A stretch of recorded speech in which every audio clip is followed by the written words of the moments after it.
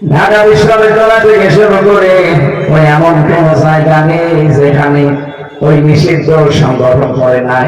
নিষিদ্ধ কোনটা? প্রথম ভাবে জড়িত ছিল, পদেও ছিল। শুধু এতটুকুই না, ইমানদার বিশেষ করে আলেম আমাদেরকে আমি দেখেছি এই কারণটা প্রয়োজনে আসাদুজ্জামান, এই গোপালগঞ্জের আসাদুজ্জামান মিয়া না, এর আগেরটা আসাদুজ্জামান মিয়া পরে গোপালগঞ্জের দায়িত্ব পেয়েছিল কাউন্টার টেলিভিশনে।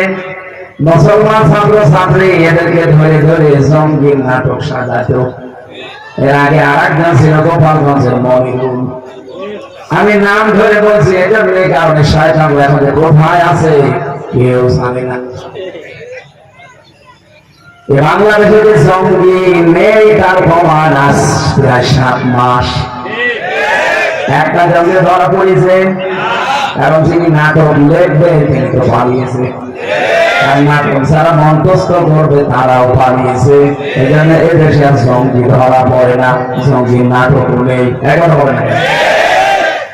আমরা নিজের ধরে বলেছিল এটা জঙ্গির প্রধান আনসার আল্লাহ, আনসারুল্লাহ বাংলা দিনের নাকি আমি সারা পৃথিবীর প্রধান। কি ওইটা অবস্থা আমি জানি না।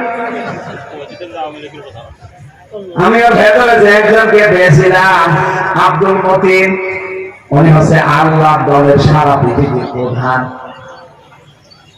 ওনারে বললাম যে ভাই আপনি আল্লাহ দলের সভাপতি, সেক্রেটারিকে আমার থেকে ও সভাপতি বলছে যে সেক্রেটারি 17 বছর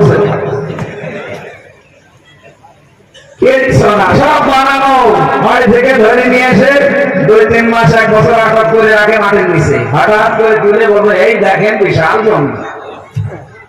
যেহেতু নাটক সারা দিত, যারা মন্তস্থ করতো সব পালিয়েছে, এই জন্য এটা আর এখন তৈরি হয় না।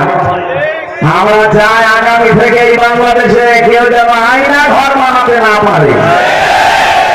কত বড় যন্ত্রণাদায়ক জায়গা। আমি মাত্র 10 দিন ছিলাম এই মিনিটায়, আর বেডটাই তো আমার নেয়নি। এখানে যে আজাব দেয় ওরা, ওরে বাবা, এরকম চেয়ারের উপরে হাত লাগিয়ে ক্লিপ লাগিয়ে দেয়, পায়ের সাথে ক্লিপ লাগিয়ে দেয়, গলার সাথে একটা ফিতা লাগিয়ে দেয়। একবার সুইচ টিপ দেবেন, 1 মিনিটে আপনি 120 বার ভরবেন। মিনিটে যদি 120 বার হয় সেকেন্ডে কয়বার? আমি 1 মিনিট পরে মনে হবে আমি 8-10টা দুনিয়া দেখতে পাচ্ছি।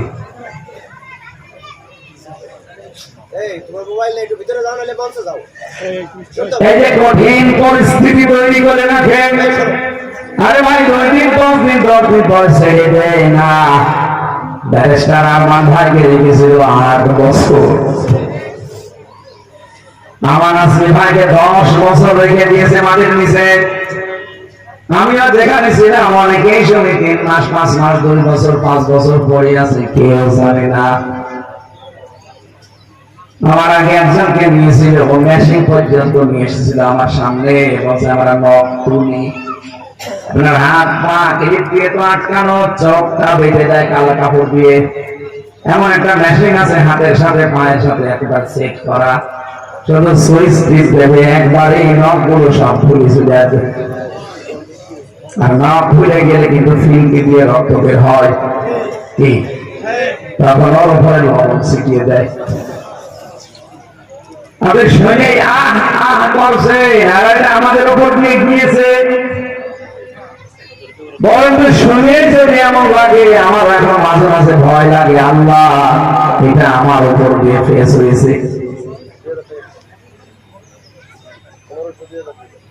এই জন্য আমরা চাচ্ছি হিংসার বশবর্তী হয়ে রাত করে হাসিনা যাদেরকে 15.5 বছরের জীবনটা ধ্বংস করে দিয়েছে, একটা লোক যেন ছেলে না থাকে।